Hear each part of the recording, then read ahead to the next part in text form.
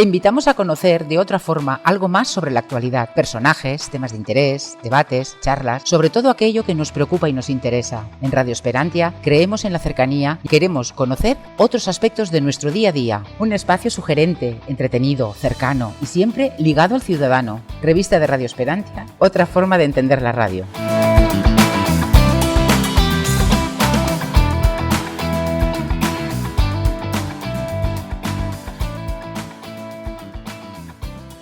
Hola, ¿qué tal? Buenas tardes, bienvenidos a una nueva entrega de la revista de Radio Esperantia. Como siempre comentamos al principio, es este rincón que tenemos en radioesperantia.com dedicado a la cultura en su más amplio espectro.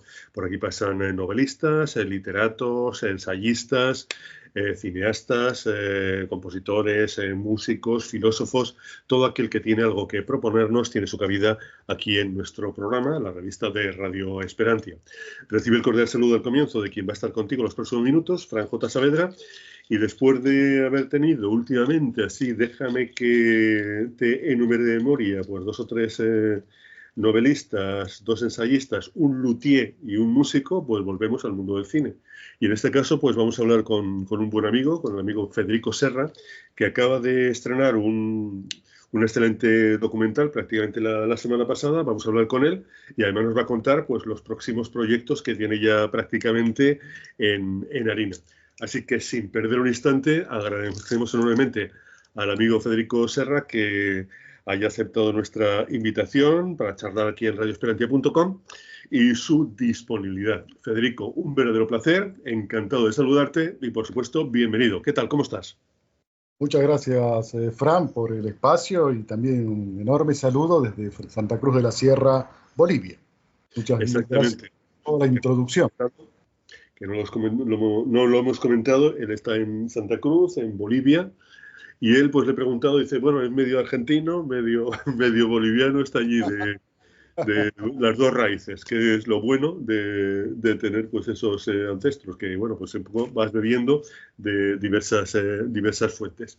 A mí me llamó mucho la atención cuando hablé con Federico, que estaba preparando por aquella época, ya bueno, ultimando la presentación de este documental sobre un personaje que a mí pues me resultaba bastante desconocido.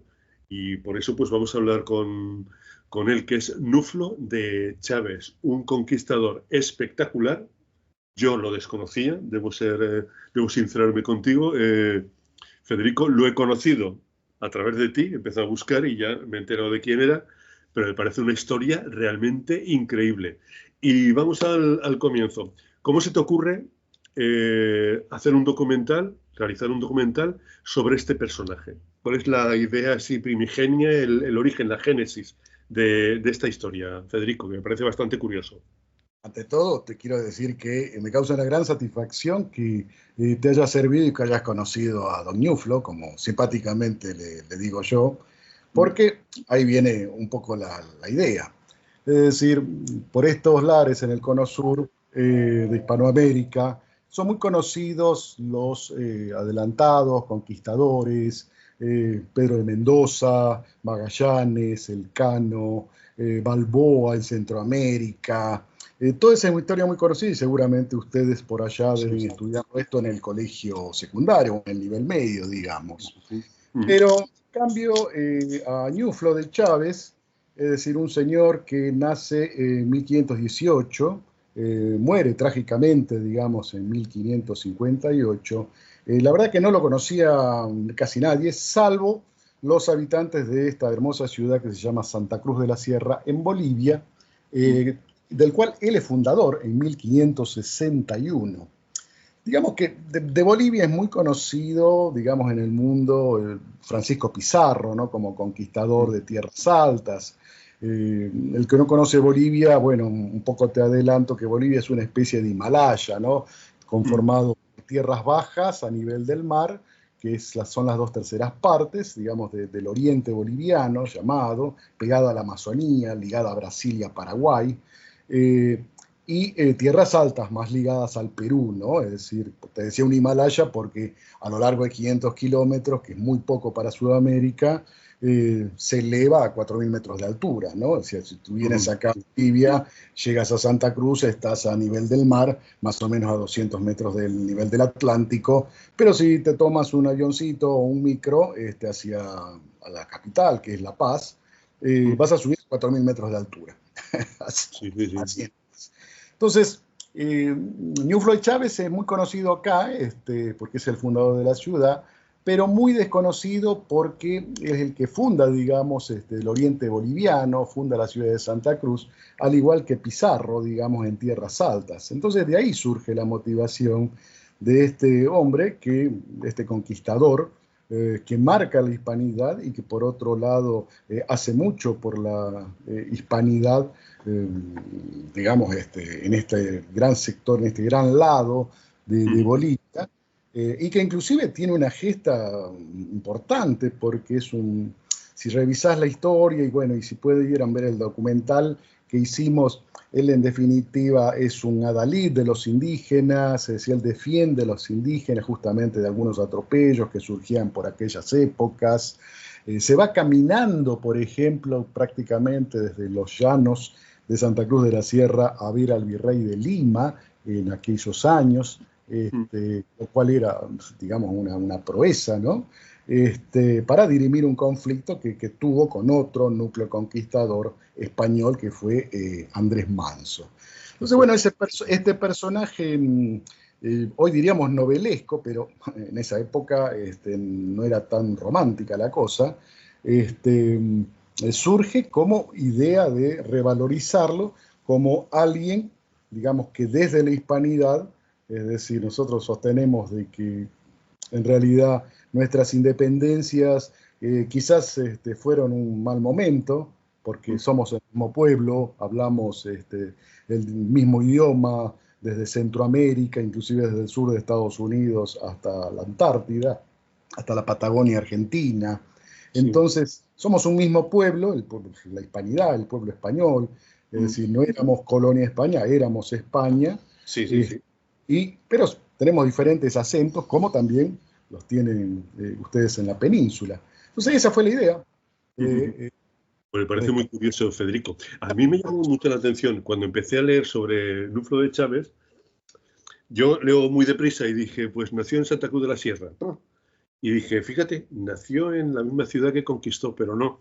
Es que en Extremadura hay una ciudad que se llama, un pueblecito pequeño, Santa Cruz de la Sierra, y cogió ese nombre para fundar la ciudad, o sea, que le dio el nombre a la ciudad, precisamente la que nació en Extremadura.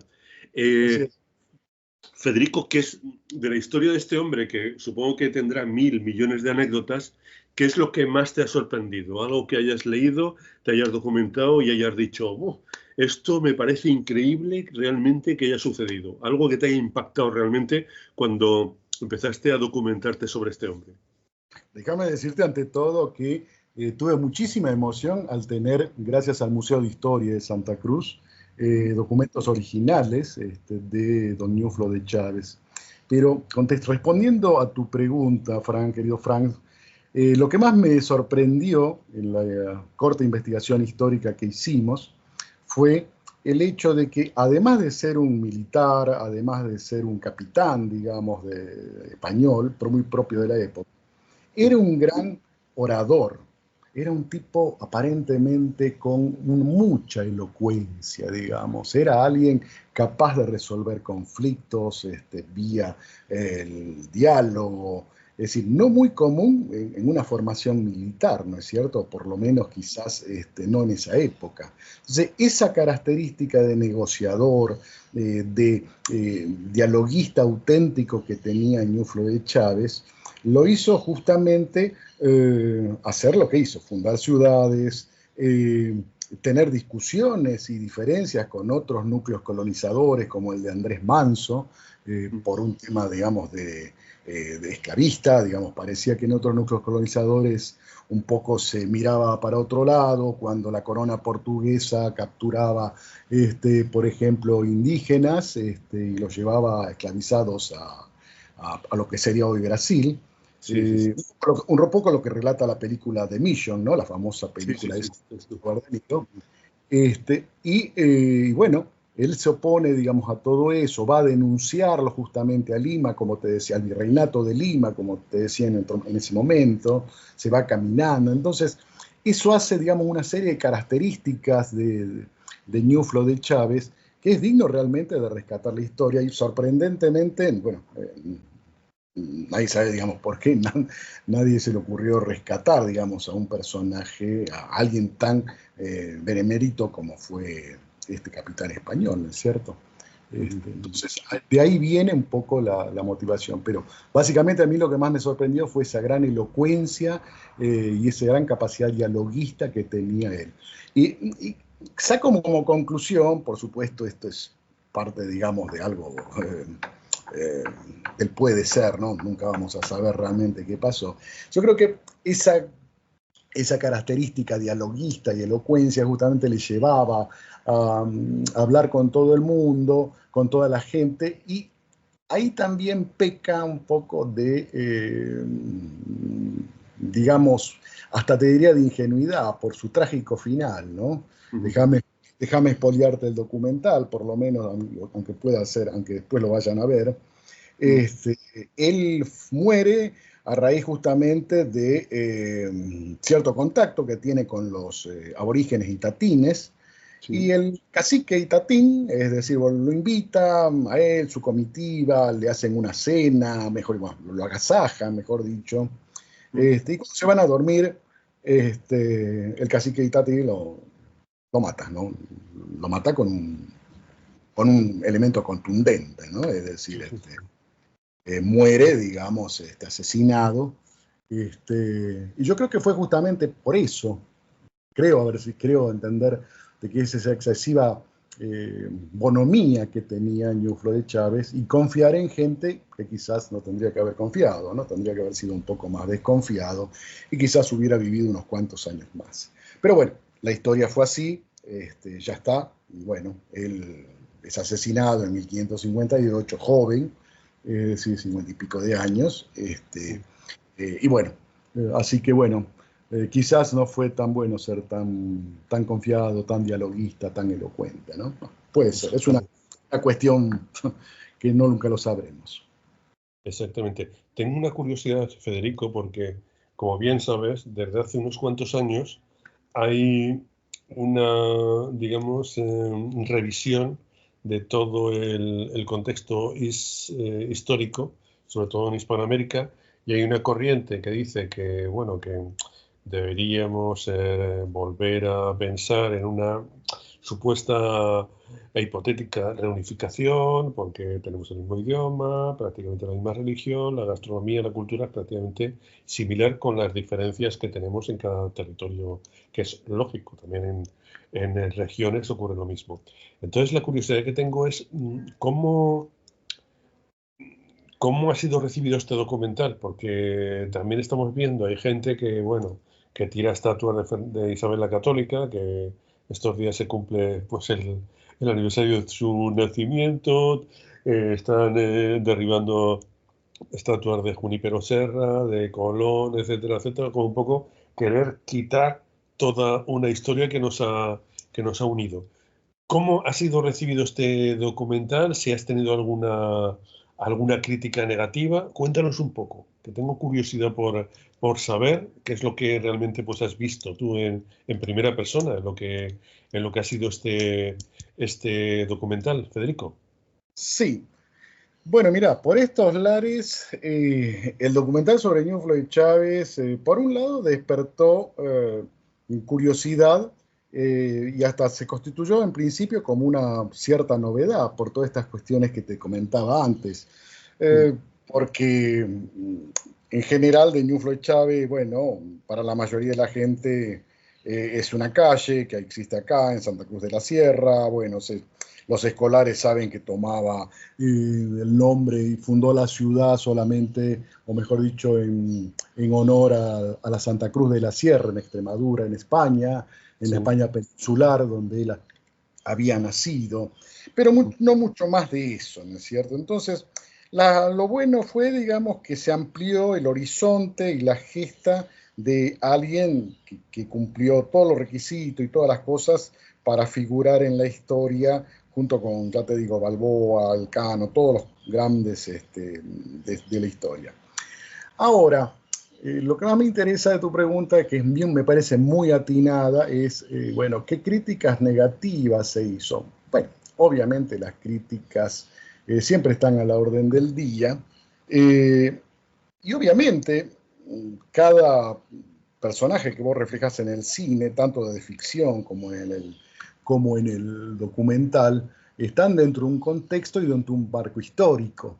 Ese marco histórico obviamente era la España católica, la España que venía de los tercios, la España, digamos, que había quedado atrás con Blas de Lezo, es decir, y bueno, pero claro, estaba asociada, digamos, a la historia del catolicismo. Y ahí surge un poco el tema, ¿no? Es decir, las críticas vinieron por el lado de, bueno, esto fue es un alegato católico más, un sentido de la historia que se le quiere dar, donde solamente se rescata se resalta esa cuestión. Pero, claro, no son críticas fílmicas de forma y contenido, ¿no? No son críticas que hacen, digamos, al fin, sino son críticas principalmente de sectores que no comulgan con lo católico, ¿no? Me estoy refiriendo, por supuesto, ya de suponerte a los sectores protestantes, ¿no? A los sectores, digamos, que están enfrentados, e históricamente, digamos, estuvieron enfrentados de este punto de vista. Entonces, obviamente, las críticas vinieron por el lado ese, ¿no?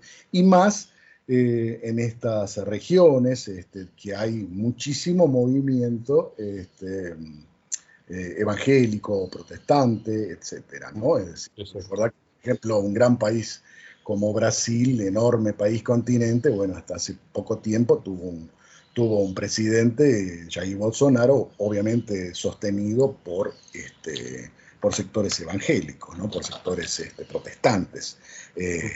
Tanto pasa con Milei en la Argentina, pero con una impronta más, más házara, ¿no? Es decir, pero bueno, es otro en otro costa. Entonces las críticas vinieron por ese lado, lo cual, bueno, es lógico. Es lo normal, es lo habitual, no es sorprendente. Los que hacemos cine siempre, por ejemplo, nosotros siempre decimos que, bueno, mira, la película está ahí, fíjate, es decir, mírala en el cine, es decir, si te gusta, aplaude, y si no te gusta, tírale tomates a la pantalla, y bueno, ahí está. Es decir, si te gusta bien, es decir, bueno, eso es el cine. El cine te da esa posibilidad, ¿no es cierto? Pienso que, bueno, que eso sigue vigente en este caso. ¿Y las buenas críticas que te comentaron?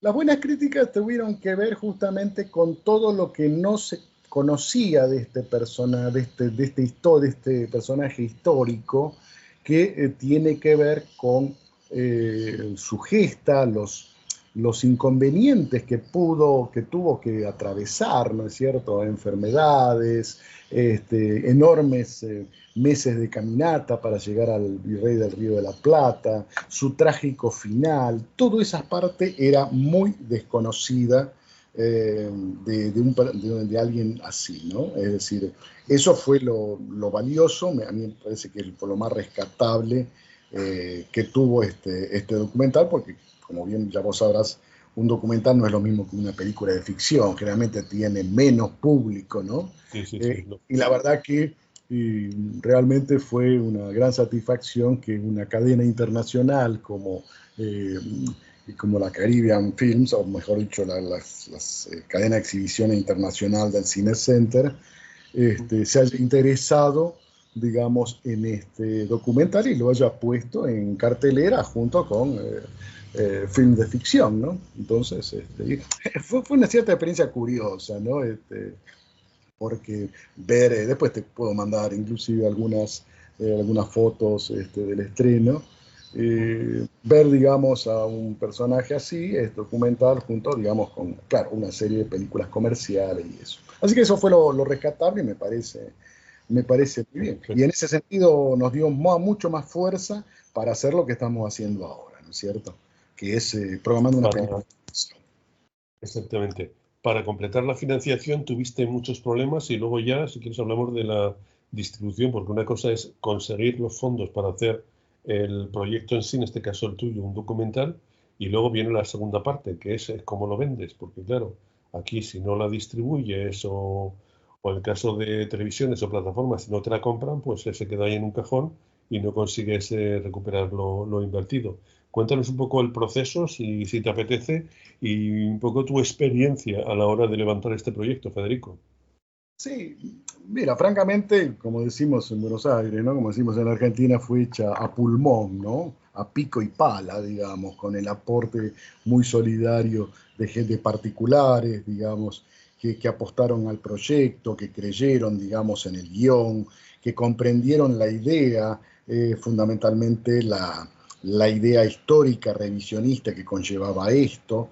Entonces, por supuesto, no fue fácil y no fue algo que nosotros dijimos, bueno, esto es lo que queremos hacer y nos llovió el dinero. Conseguirlo, digamos, fue bastante duro, bastante complicado, digamos, y nos ceñimos también, por supuesto, a hacer un documental con los recursos que teníamos, ¿no? Es decir, decíamos, esto se tiene que producir con lo que podamos recaudar, con lo que podamos hacer, y así lo hicimos.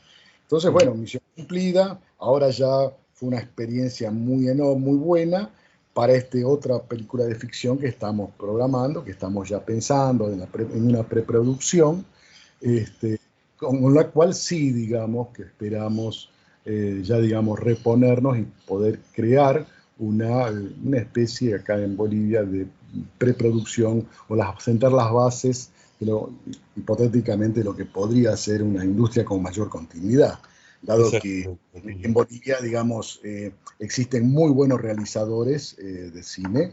El más conocido en la historia del cine fue Sanginés, es decir, citado por George Adul y otros, el historiador, el español Román Gubern, y otros más.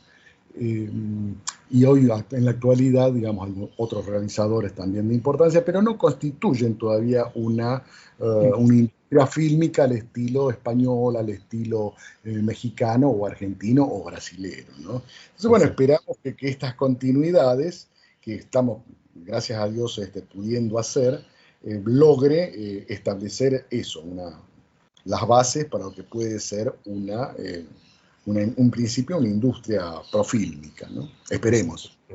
Luego te preguntamos sobre ese proyecto. Por cierto, Federico, como argentino, ¿te gusta el fútbol? ¿Viste ayer uno de los clásicos? No sé si se llama el clásico entre Boca y River o...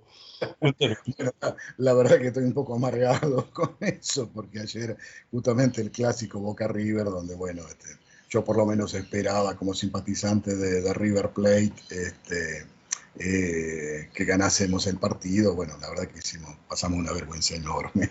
Es decir, un polémico gol que no entra, el VAR, el video asistencia del VAR dice que no a un gol que entró, bueno, se armó las cosas, en fin, bueno, estamos un poco amargados con ese tema, pero claro, es parte de lo que es el fútbol es así, ¿no? Y bueno, por lo menos sí, tiene la satisfacción de haber ganado el último mundial. Estamos aquí todos. Yo los últimos penaltis no los quería ver, porque claro, tenemos la enemistad histórica con Francia, pues, y somos hispanos, ¿con quién vamos a ir? Pues yo estaba que no quería ver los últimos pateos de penales, como dicen ustedes. Pero claro, que la satisfacción de ganar un mundial, que es una pasada. Para mí la imagen del mundial, aparte, por supuesto estuvo en la final, pero me causó tanta satisfacción realmente que Lionel Messi se parase en un partido anterior frente al entrenador holandés, ¿no? Y con bastante atino y respeto, es decir, le hizo un gesto que no era grosero. Creo que, no sé si lo recuerda Frank, es decir, el topo de las orejas de Topo Gillo, que le hizo Messi al entrenador holandés era más que digamos, más que una respuesta, ¿no? Y una respuesta muy atinada de Lionel, ¿no? Es decir, sin groserías, sin ningún tipo de exabrupto. Nada. Para mí esa fue la imagen del Mundial y la imagen más hispánica, te diría, ¿no? Porque, bueno, este hombre había incurrido en ciertos comentarios, si no te acordás, fuera de lugar con relación al fútbol. Entonces, bueno, desde la hispanidad, digamos, desde este lugar, le respondimos de una manera de muy alto nivel, ¿no? Entonces, para mí, esa fue la imagen. ¿Cómo viviste la final? ¿Cómo viviste la final? Y transpirando, obviamente, no, transpirando, es decir, con el Jesús en la boca, como dirían ustedes, los españoles, es decir, atragantado, por supuesto, sufriendo hasta el último minuto, pero bueno, y no éramos algo que esperásemos, es decir, hasta el último minuto, hasta el último penal, no sabíamos cómo terminaba esa historia. Es decir, y había mucho suspense en todo el partido, ¿eh? Era un suspense, claro, como una película de suspense, que no sabía, bueno, pues ha metido un gol, ahora empata, no, esto está hecho, ¿no? Vamos a penales, tal. O sea, que hubo mucho suspense. Eso, para los que tenían problemas cardíacos, pues había que recomendarles no ver el partido porque, Acordate que Argentina se ponía en ventaja en un gol y enseguida empataba, al momento después empataba Francia, volvía a ponerse justamente en ventaja y volvían a empatarlo, ¿no? Es decir, y por supuesto el show del niño terrible, ¿no? De Mbappé, y bueno, en fin. Otro capítulo aparte fue la conformación de jugadores de Francia, ¿no? Es decir, que no parecía un equipo francés. Pero bueno, eso es una consideración al margen. Secundaria.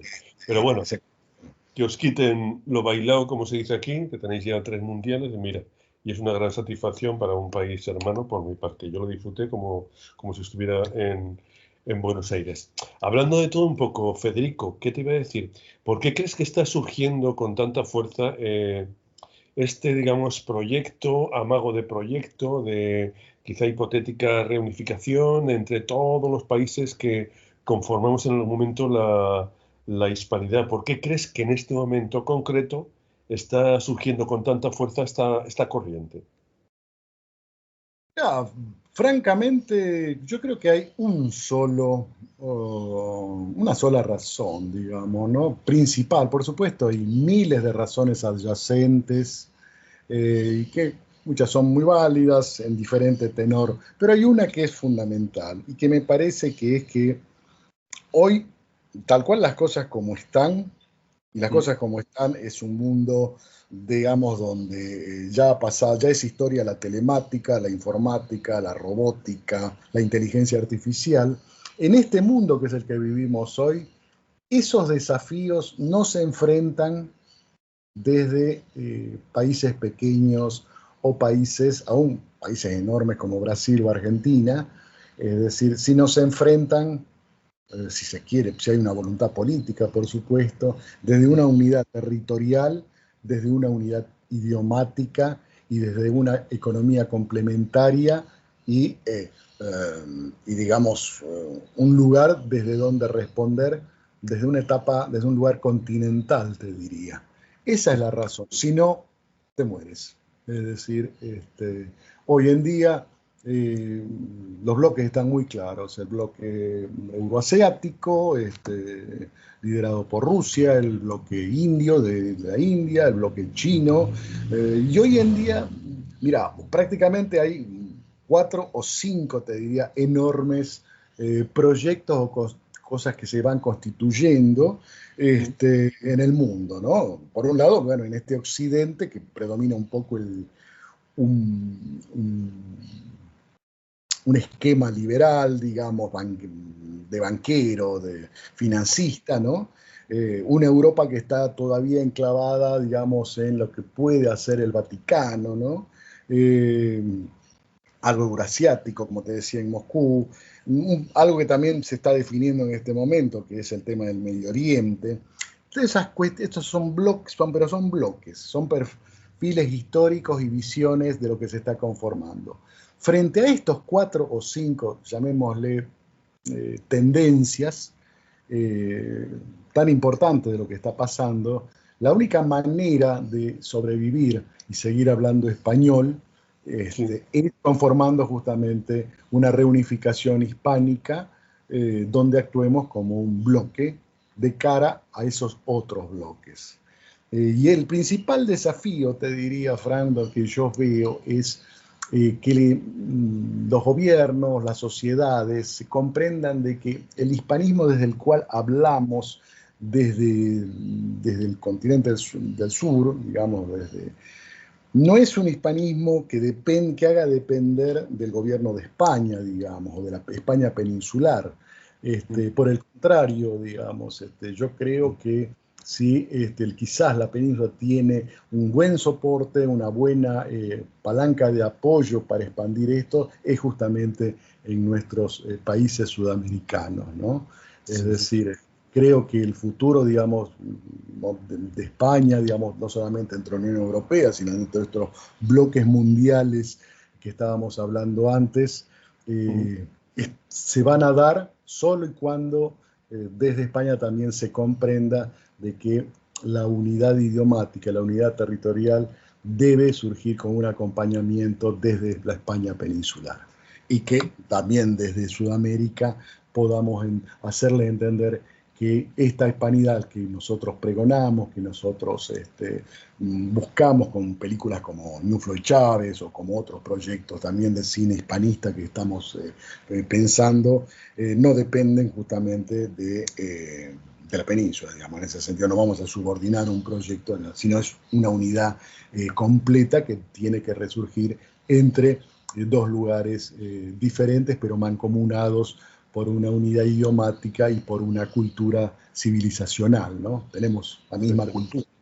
Sería totalmente distinto a lo que ocurría hace 250 años, por poner pues una fecha, porque es que ahora somos entidades independientes que decidiríamos pues en un hipotético futuro pues agruparnos de alguna forma, unirnos y aprovechar pues todo el potencial que tendríamos juntos. En eso estoy totalmente de acuerdo contigo, Federico. Sin duda, sin duda, sin duda. Además, no sé si lo vamos a ver tú y yo, pero sin duda que es así necesario, ¿sí? Exactamente. Hemos hablado... no tenemos otra salida que esa, en mi opinión, en mi visión. Antes nos comentabas un proyecto que tenías, en este caso sí que sería de ficción. Háblanos un poquito y en la fase en la que estás ahora mismo, Federico.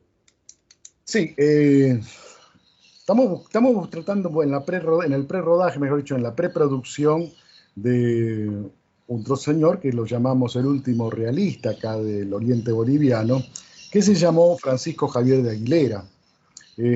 Un señor que que muere en 1828 y que es, digamos, alguien que se resiste a las independencias.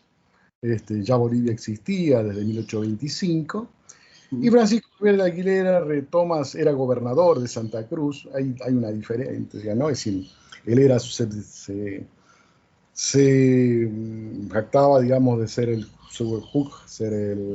súbdito del rey, de Fernando VII en este caso, y muere en consecuencia, ¿no? Es decir, hasta sus últimos momentos en los que es fusilado, él sigue reivindicándose, es decir, como súbdito del rey, y a pesar de que es tentado por los independentistas, de sumarse a la causa independentista y por consiguiente salvar su vida, que no era poca, este hombre también digno de leyenda, digno de rescatar en la historia, mantiene sus convicciones hasta el último minuto, ¿no? Entonces, otro párrafo de la historia que queremos resaltar, ¿no? El último realista que muere, digamos, fusilado a manos de las balas independentistas de aquellos años, ¿no? Entonces, me parece un personaje también importante para destacar, precisamente, no solamente por su sentido novelesco o un sentido romántico, si tú quieres, sino también por el hecho en que eh, vale demasiado, digamos, de que él siga hasta sus últimos momentos diciendo, bueno, yo soy un súbdito del rey de Fernando VII, y bueno, muero en consecuencia, ¿no? Entonces, nos parece alguien digno, digamos, de demostrar. Esperemos poder hacerlo bien y quiera Dios que podamos terminarlo, empezar el rodaje para el año que viene, ¿no? En la Amazonía y en parte en la selva boliviana, ¿no? En la selva oriental. Esa es un poco la cuestión. Estás en preproducción. Pues vamos con ese cuestionario que le realizamos a todos los creadores. Cuando te pones a escribir, Federico, ¿eliges algún entorno concreto? ¿Te da igual? ¿Puedes escribir en cualquier lugar? ¿Eliges día o noche? ¿Eliges escribir con música, sin música? ¿Prefieres estar concentrado? Cuéntanos un poco el entorno de creador a la hora de escribir tus historias. No, es decir, no tengo ningún entorno en particular, solamente la soledad, aunque parezca un poco romántico esto, no es la verdad, es decir, soy solamente yo con un ámbito de mucho silencio, eso sí. No escucho música, me distrae, Sí. y apago, por supuesto, todos los mensajeros que se pueda. Este, y me concentro exclusivamente en la búsqueda de documentación, es decir, me es muy importante discernir y buscar los documentos, saber qué es lo importante, saber qué es lo accesorio, ya ir pergeñando, digamos, el guión y cada secuencia fílmica en base a esos documentos, porque en el tipo de cine que hago, no hay, digamos, una libertad creativa tan grande, sino más bien, digamos, un ajuste a la verdad histórica, ¿no? Y a los documentos que se consiguen, y recién después que se consiguen esos testimonios históricos, recién ahí, esos documentos, recién ahí uno puede empezar a pensar en la ficcionalidad de tus personajes. Pero en torno al ámbito en sí, es decir, es lo más pedestre y rudimentario que te puedas imaginar. Solo, sin música, aislado, solamente atiendo el WhatsApp, el mensaje de mi hija que está en Buenos Aires, Celeste Serra, es decir, que también me ayuda mucho, digamos, en esta materia, ya que entiende mucho también de todo lo que es audiovisual. Sí. Así que, bueno, supongo que la mayoría somos así, es decir, y sufrimos mucho hasta que, bueno, puedes dar a la luz y decir, bueno, tengo una parte de la historia, ¿no? Es decir, por fin terminé, no sé, la configuración de los personajes, por fin tengo un poco del esqueleto de esto, ¿no? Hasta eso se sufre mucho. Después te diría que es una labor de pico y pala, ¿no? Es decir, te sientes como, como un carbonero, con la cara negra, llena de carbón, como arriba de un tren del siglo XIX, porque el resto es como meterle carbón a la locomotora y darle. Pero hasta eso se sufre mucho, estimado. Exacto. Sufre. ¿Has tenido algún problema con derechos de autor, propiedad intelectual? ¿Han intentado plagiarte alguna de tus obras? ¿Has tenido algún contacto, bueno o malo, con el mundo de los derechos? No, gracias a Dios no, porque realmente, por otro lado, tampoco mi obra es tan conocida, digamos, ¿no? Tampoco tengo tantas cuestiones.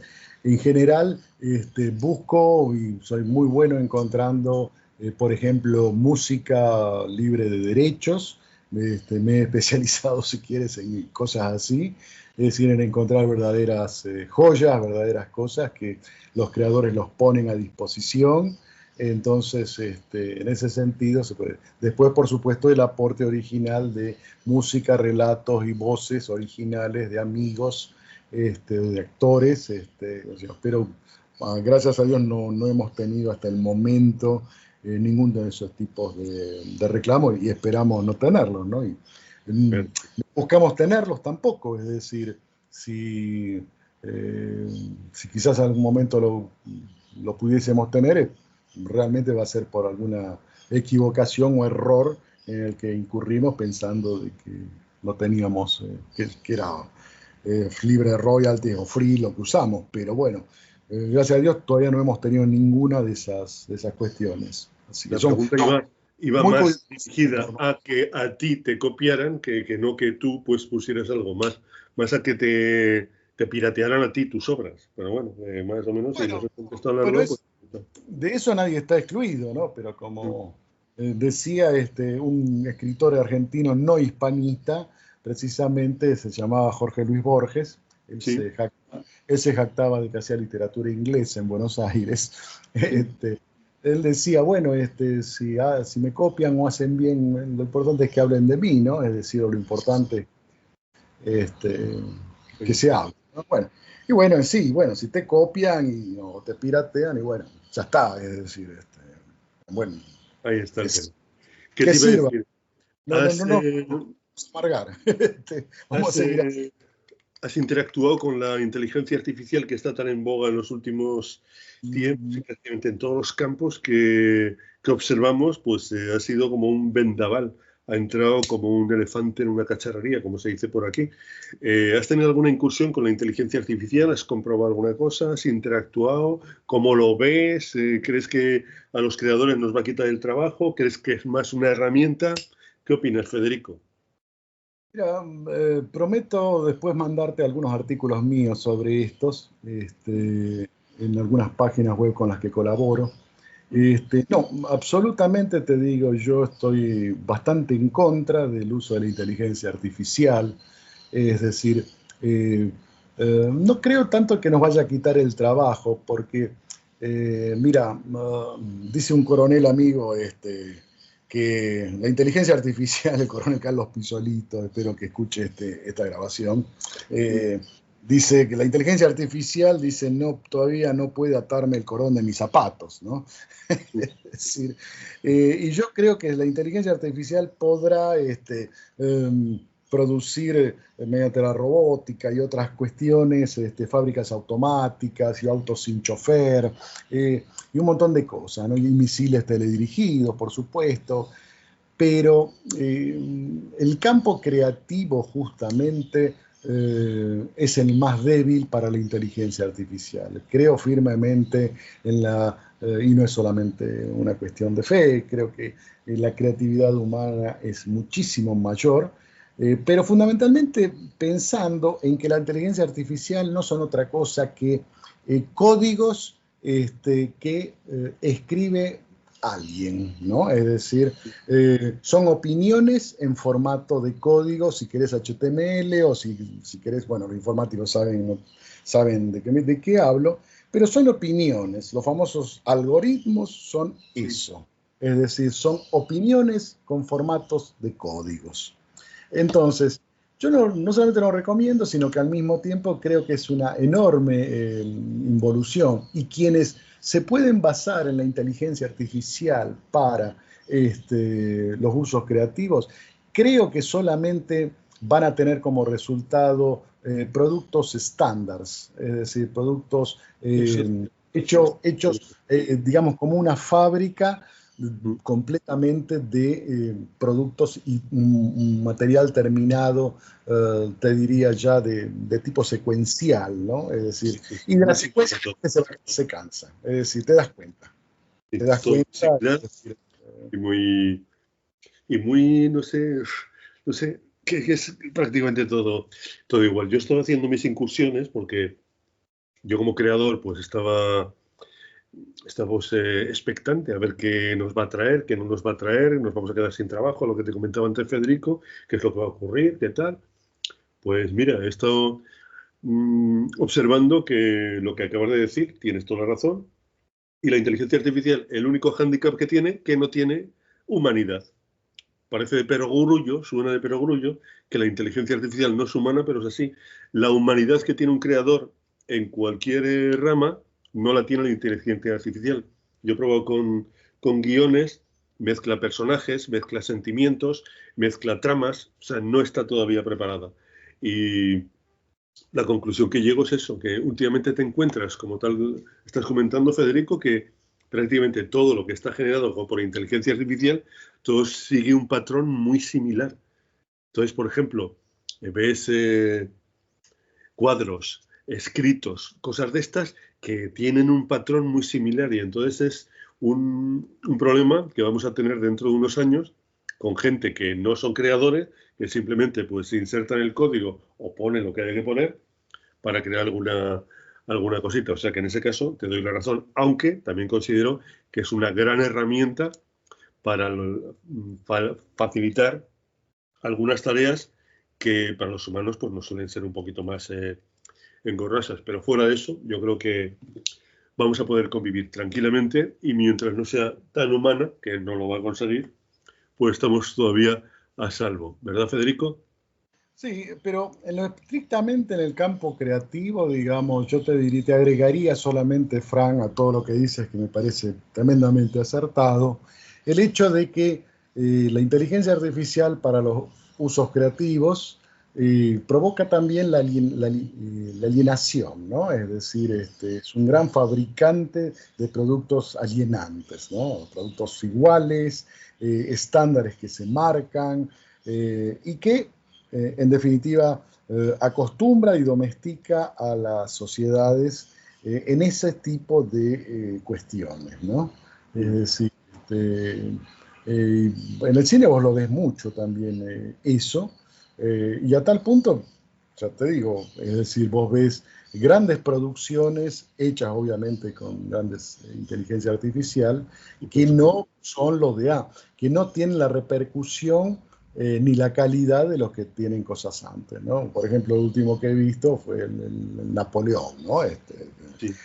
La obra esta, que obviamente está hecha, digamos, con gran parte de eso, si mal no me equivoco, pero vos te das cuenta de que no tiene punto de comparación, como en su época fue el Napoleón de Abel Gance u otras versiones de hechos históricos, ¿no? Es decir, bueno, en el cine, digamos, todavía no, eso, digamos, es un factor de serie, te diría, por el momento.